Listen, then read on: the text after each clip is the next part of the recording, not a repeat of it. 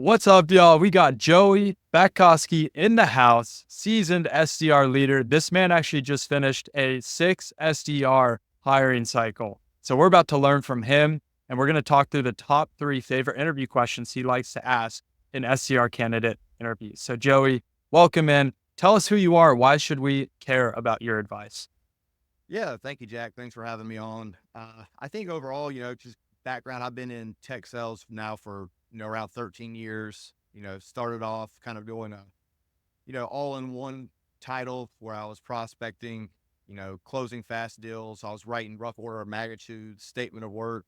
So I got a lot of exposure early on in my career, but really for the past, 5, 6 years, started off as a BDR, worked my way up to a team lead, account executive, senior account executive. And for the past, 3.5 years now, been really working on scaling up outbound BDR organizations with 2 different companies.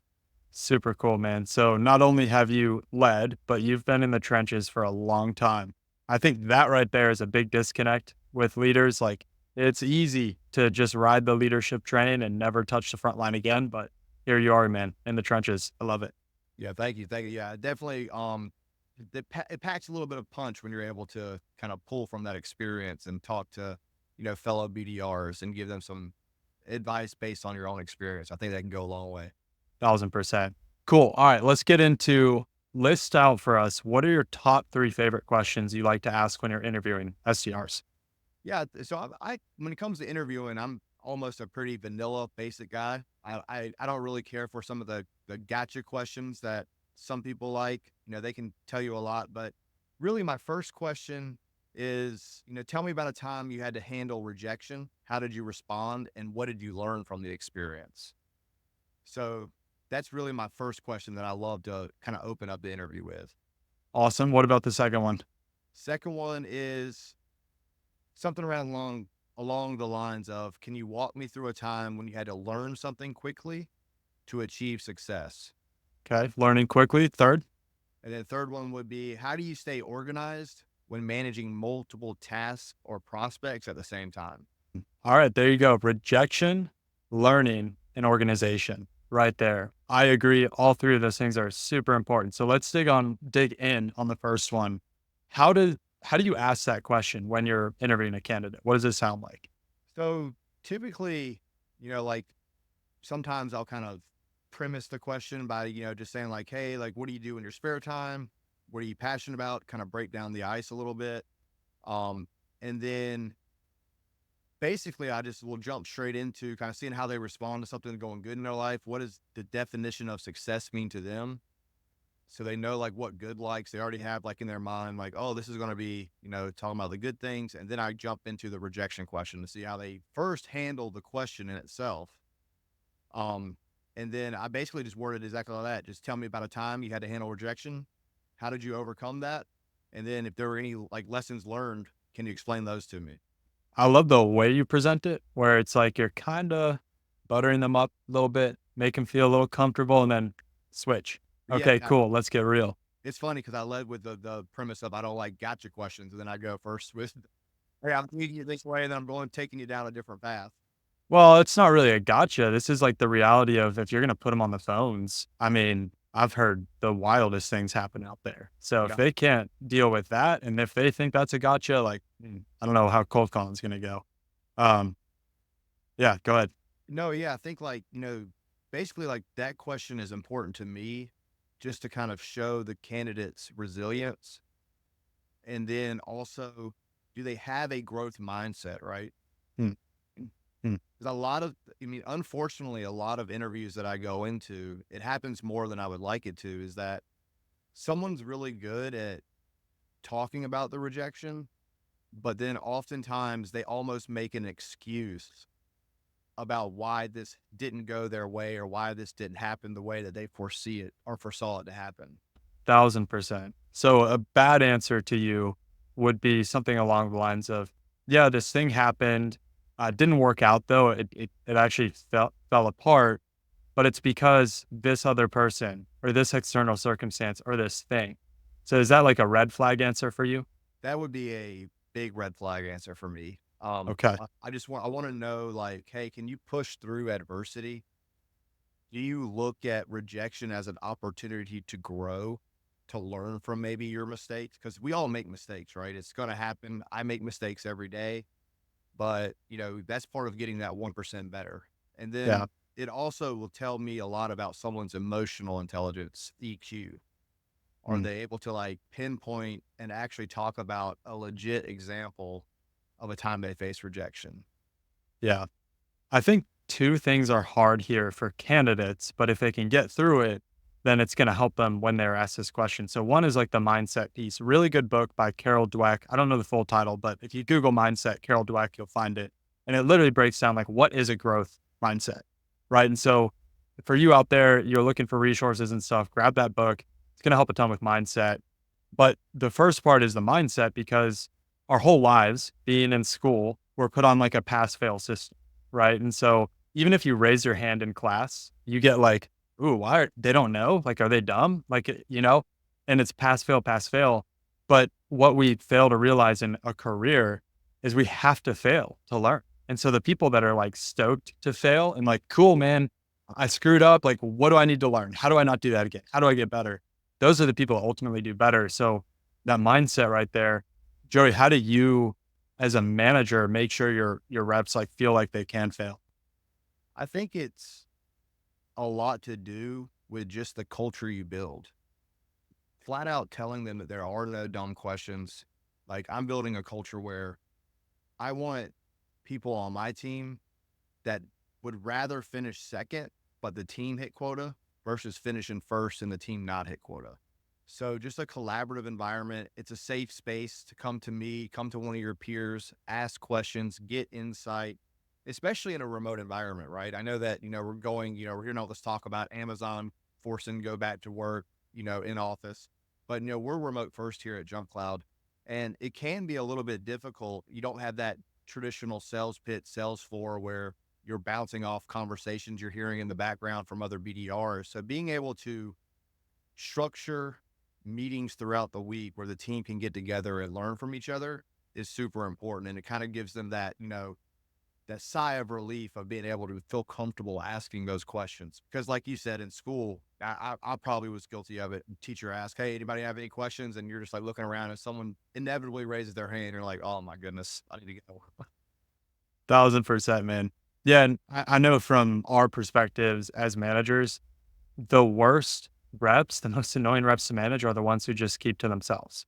And Oh, they think they have a plan, they think they're succeeding, but then they don't hit quota. You're like, dude, why aren't you reaching out for help? Like, I'm here. I can't force you to want this more than me. So I don't know. Any thoughts there? yeah, I think it's a two-way street, right? Like a lot of reps will come and say, like, I don't know what I don't know. Well, as a manager, you can ask a lot of questions, but I don't know what I don't know.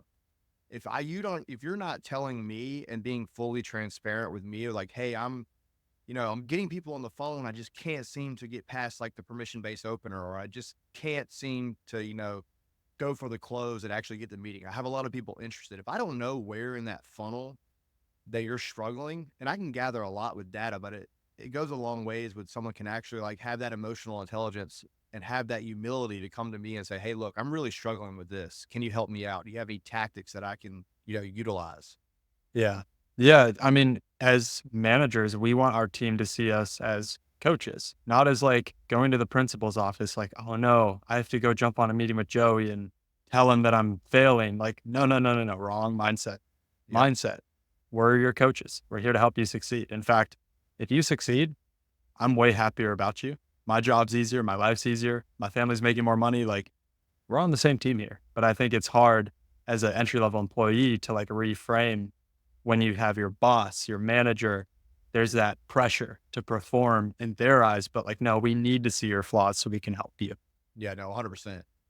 So the other thing that you're exposing in that question is ownership, right? Because if you're pointing the finger and blaming someone else right away, man, that's just like a huge red flag because things are not going to go well in the SDR role.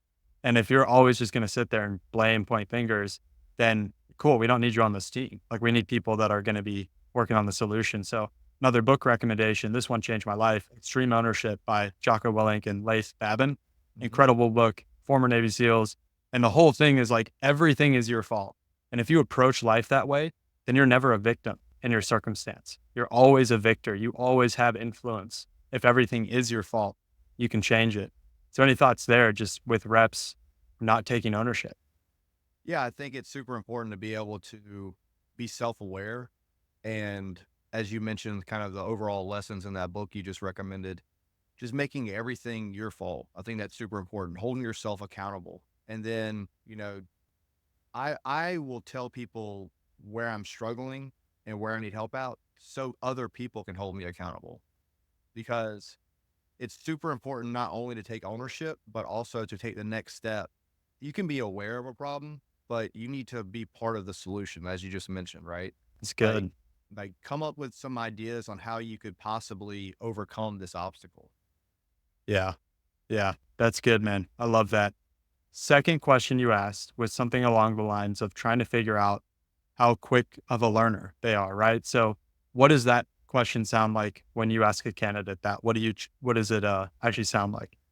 Yeah. Hey, can you walk me through a time when you had to learn something quickly to achieve success? So, kind of breaking that question down a little bit, you know, SDR is obviously like, it's an ever changing environment, right? Especially in tech sales. Like, I feel like, especially with the AI wave that we have, it's almost every single time that I, log on to LinkedIn or I listen to a podcast, there's something new out there. There's 10 million different solutions, and it's hard to kind of break through the noise. But they have to be able to adapt quickly to new technologies, market conditions, maybe some internal product updates. So I think the question really explores kind of the candidate's ability to be agile and self-motivated in learning. Okay. So what are some good examples that you'd be happy with if you heard? For example, if I said, hey, transparently learning about your company in this interview process. I only had a few days before the interview, but here's what I did. Went on your website, picked up a few case studies, read through those, made sure I understand the value prop, the ICP, went on YouTube, watched a little bit about Jump Cloud and who you serve and the solutions, reached out to someone on your team to try to gain insight inside. Like, that's an answer. Would you be happy with that answer? You just stole the thunder. That's exactly what I'm looking for in that question. Really kind of saying, like, because it also gives me insight. Did this person do any research? Which is Mm, another good trait and characteristic of a BDR, right? Are they good at researching and identifying? So if they come up with that answer, I mean, that answer 10 out of 10 blows me away every single time. okay. What are Yeah. some other common ones you get that you're good with? Yeah, I think pulling from past experience because a lot of times, and this will go into the last question that we have, but like, even though you've never been in sales, maybe you've never had the experience of being a BDR, there are traits that you can pull from different, whether it be life experiences, other work experiences, where you didn't know something, you took the initiative to go out and learn something more about it. And like you said, you failed fast at doing it and didn't give up. You stuck it through to the end and you found a solution that worked. Yeah, 1000%. So pulling into, I mean, really anything like a school project, talking about learning a new new skill, Mhm. right? Like, yeah, I wanted to, make the varsity basketball team. So here's what I did, and here's a timeline. Here are the goals, right? So I think from my lens as a manager, I just want to hear something specific and real instead of some like fluffy answer like, yeah, I listen to sales podcasts. And then Well, I guarantee you, if I ask like, "Oh, cool, what's the last podcast you listened to?" You're gonna be like, yeah, I basically just lied to you." So, yeah, no, yeah. I've had a couple of people like, on their desk full of, the Challenger Cell or some book that they had sitting on their desk. And because I'll ask that question, like, when's the last book or last podcast you listened to? And they'll pull this book and I'll ask, all right, what did you learn from that book? And what you just did is a lot of the time happens. And I'm like, okay, that's rough. Yeah, immediate red flag. yeah, it's definitely rough. But no, I think an example here recently in that round of interviews that I had, uh, this candidate told me that she wanted to become a chess player, a competitive chess player.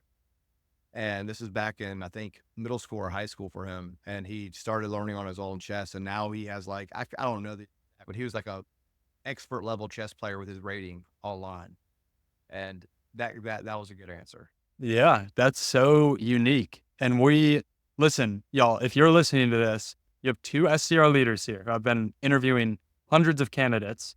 We always get the challenger sale. We always get spin selling. We always get all this like mainstream crap that we know you don't actually know anything about. So go into real life, right? If you're going to pull out a book, make it a book we've probably never heard of. Highlight some pages in there and open the book on the interview and say, yeah, like I've highlighted this book. Here's one that sticks out to me. Here's what it means, right? Yeah, Like anyone can fake their way into an SDR role, but we've done this so long, we know what that smells like, and we're just going to DQ you right away. yeah. No, yeah, pretty much right away. Cool. So third question has to do with organization. What does that question sound like when you ask it? I kind of set the stage of, depending on the candidate's experience, right? Because you can have a candidate that doesn't have BDR experience. You can have a candidate that maybe have some BDR experience. So if they do have BDR experience, I might say like, how do you structure your day? Like, how do you structure your day? Can you just break that down for me in its most simplified terms? That's kind of how that question will look. And if they don't have any BDR experience, then I'll just kind of go with the formal question, right? Like, how do you stay organized, when you're managing multiple tasks at the same time? Like, how do you prioritize those tasks? Got it. Okay. So what are some acceptable versus unacceptable answers that you've gotten there? Yeah. So I think the acceptable answers that I like are, call blocking, and then they can actually not just say call blocking, because a lot of people will say call blocking or calendar blocking. And then when I really drill down into like, well, what does that look like? What's the framework that you use to break down your day? And then they might even be able to answer that question. But then it's like, all right, now let's talk about your KPIs. Like, how do you figure out your KPIs and how do you ensure that you hit those KPIs by utilizing calendar blocking? And then that's when you can kind of start picking through the weeds a little bit and figuring out like, okay, this person might have just listened to a 10-second blurb on YouTube and Yeah. figured like call blocking or calendar blocking sounded sexy, but in practice, they're not really utilizing it that much. 1000%. So that'd be someone that has maybe experience or exposure. How about someone who's like, I don't know, college grad, right? What's an acceptable answer there? Yeah, I think it's like kind of going with the same thing that you just talked about, making it real and just kind of learning through like, how do they prioritize tasks to showcase those strong organizational habits, right? Like, I'm trying to pull back now, like someone who had a good answer, and I can't think of anything off the top of my head because I've been so inundated with interviews here lately. But yeah, just being able to pull from real life experience of like, hey, I had 16 different things going on at once, and this is how I said these can wait. These are going to be priority zeros, P1s, P2s, P3s, and walk me through that kind of process of how they think and how they think about what has the most impact. Yeah, I think two tangible examples to equip the listeners with. One would be like, if you have a regimented daily routine, that's what we want to hear, right? Yep. I wake up at 6 a.m. every morning. I go and make my smoothie. Then I go shower. Then I go, go pray or meditate or whatever people are doing. Then I hit the gym, right? And so if you have like a regiment or a routine, that's, I think, what we want to hear. Or a different example might be like, how you're currently handling your interview cycle right now. So like, Mm. yeah, right now I work a 9 to 5. So I have to be very diligent about when I'm making myself available for interviews, when I'm going to be applying for roles. And so I carve out from, 7 to 8:30 every morning. I'm running some, applications. And then I keep my lunch block free every day to do interviews. Then from 6 to 8, I'm doing more right? We just want to hear some framework you're using of you being a consistent person and having that discipline, that organization. Yeah, no, 100%. You brought up the first example, and you can definitely tell the difference with someone who comes in and they actually live their life that way. Hey, Yeah. like you said, I get up at 5:30 every morning. I work out from 6 to 7. I come home, I eat a protein. I'll do a protein shake, and then just kind of walk me through their day because they do it, every day of their life. Yeah. I mean, a theme I'm picking up on is we want proof. We want evidence, right? And so back to the book example, don't just say you read this book and have it on your desk, but like open it and show us you've actually like taken notes in it, right? Don't just say you're organized. What if you could grab your phone real fast, open your calendar app and be like, yeah, like here's some time blocking right here in my personal life, right? Like what I would say in interviews is like, I live and die by my calendar. Like if I lost access to my calendar, I don't know what the heck would happen to me because my whole life is regimented on that calendar. And I'm able to show that on my phone. And that gives that interviewer just proof of like what I'm saying is consistent with what I actually do. Yeah, no, that's great advice. That's something that everyone can do. 1000%. And by the way, if you're not doing that yet, like you should probably get some discipline and organization over your life to time block and make room for your priorities. Because if you want to be a high performer, that's what it takes, Yeah, right? We it's all have the same 24 hours. Cool. Okay. So those are your top three interview questions. Love all three. Very important key metrics or key competencies I think the SDRs need. So, Joey, last question I have for you, man. You just finished a long interview cycle. You're expanding your team rapidly over there at Jump Cloud. What advice do you have for someone trying to break into tech sales right now and maybe using examples from the interview cycle you just ran? Like what stood out to you? What was really good work? What can people out there go do to land a role? Yeah, I think so. I have, really quickly, I'll go and I think I have three different pieces of advice, and I'll maybe use an example for three of those pieces of advice. One would be focus on your transferable skills. I alluded to that earlier in the conversation, but people from different backgrounds, no matter if you even think about it or not, you do have some relevant skills, maybe without even realizing it, right? So, for instance, like in this last interview round, super smart guy candidate that was interviewing for the BDR role, and he was a truck driver, and he was probably 22, 23 years old, and he walked me through how he quickly was able to pass his certifications, get on the road, and by the time he was on the road, he was the youngest person, at his company, being able to haul, I can't remember the size rig that he was talking about, but it's a big rig that, you see down the highway hauling like 9 different cars to dealerships and things of that nature.